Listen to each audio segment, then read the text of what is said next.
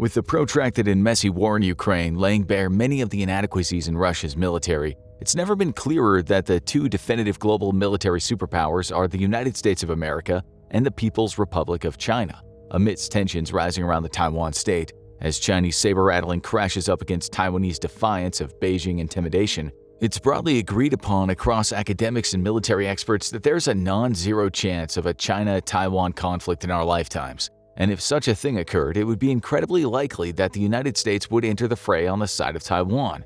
Naturally, this leads us to the question, who is better prepared for such a conflict? The U.S. has around 1,328,000 active personnel and 799,500 reserve personnel, compared to the Chinese People's Liberation Army numbers of 2,035,000 active personnel as of 2022 and 510,000 in reserves. China clearly wins on that one, but its annual military budget of $293 billion is dwarfed by the U.S. military budget of $816.7 billion.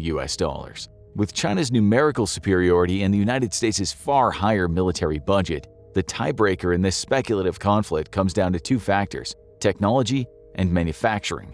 In plain terms, who has the better equipment, from fighter jets to bullets, and who has the better capacity to build and deploy this equipment. One important area the U.S. is working to strengthen its grip on is the manufacturing of autonomous weapon systems.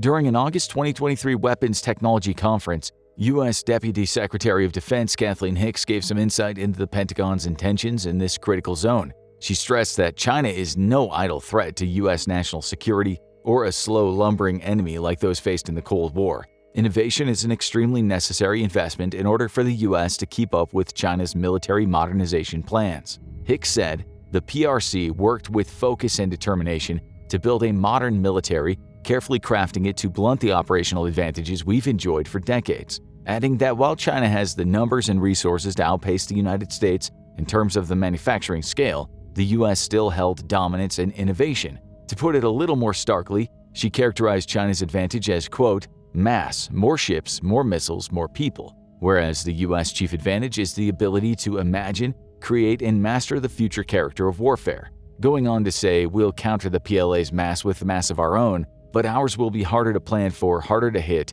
harder to beat. We must ensure the PRC leadership wakes up every day, considers the risks of aggression, and concludes today is not the day. And not just today, but every day between now and 2027, now in 2035, now in 2049, and beyond." This really exemplifies the mentality that's given us the U.S. military manufacturing primacy over China for many years. China's focus has been on upscaling, while the U.S. has focused on upgrading, predicting the dynamics of future warfare and staying several steps ahead of the curve.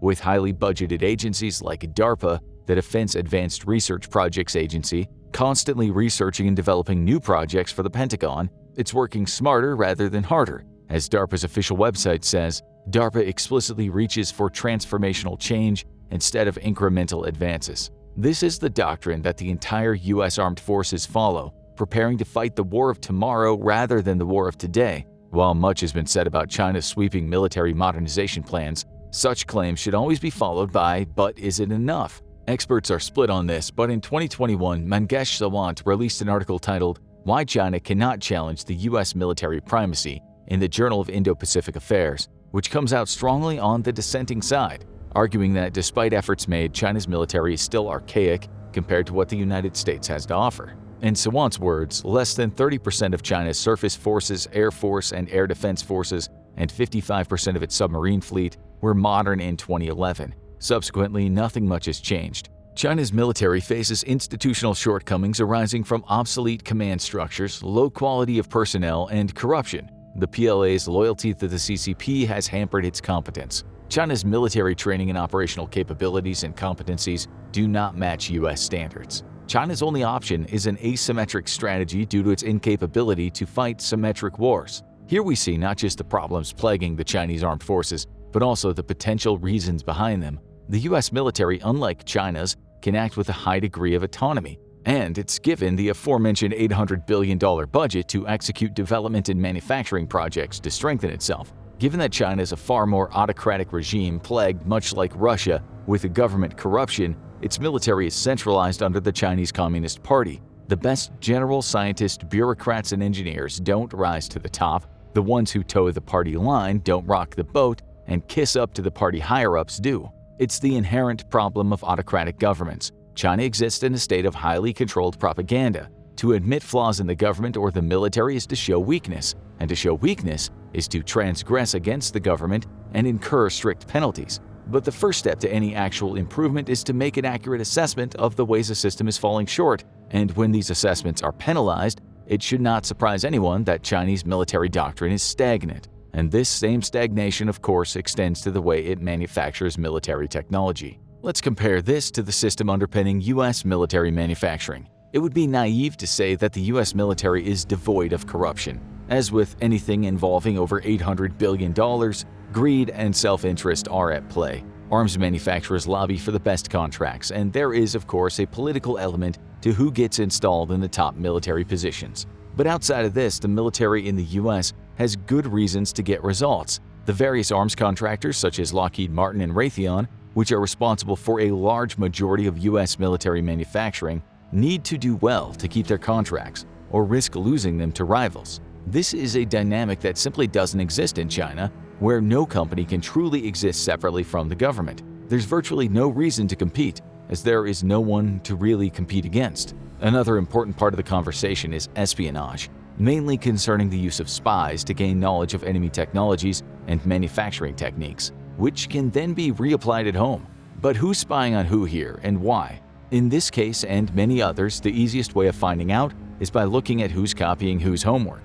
Sawant mentions this, contrasting the espionage of the Cold War and the ongoing US-China rivalry. Soviet weapon systems were much sought after by the United States to learn their strengths and weaknesses. Numerous Soviet-made fighter aircraft defected during the Cold War. However, US intelligence is not similarly orchestrating any deflections of PLAAF fighter aircraft, as the United States is not interested in obsolete Chinese technology.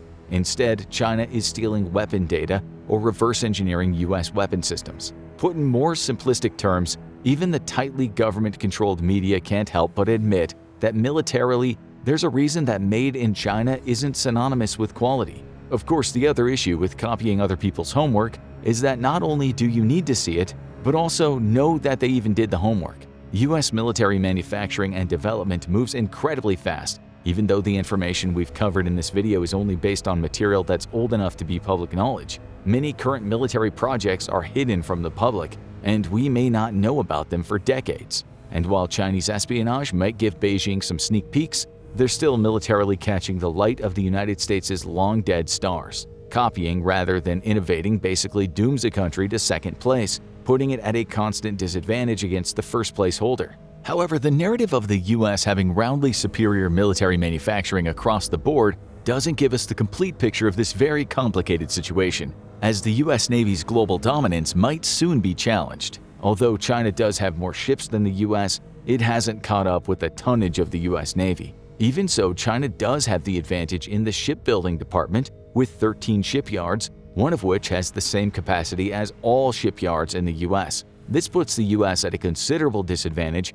when it comes to future expansion of its Navy, with US Navy Secretary Carlos del Toro pointing out this inefficiency and calling for an increase in domestic shipbuilding capabilities. Del Toro also speculated that Chinese superiority in this area came from using conscripted labor, basically slaves, from their far larger population. This statement drew fire from various critics, including Blake Hertzinger, a non-resident fellow and Indo-Pacific defense policy expert at the American Enterprise Institute, who said China has a very large pool of available manpower and it wouldn't really make sense to use slave labor in a high-tech sector vital to their national security. This seems unfortunately common that Navy leadership throws stones at real or imagined faults in Chinese shipbuilding, rather than reckoning with US failures over 2 decades to conceptualize, design, and build ships for its own Navy. The Center for Strategic and International Studies paints a similarly bleak picture of the United States military manufacturing capabilities.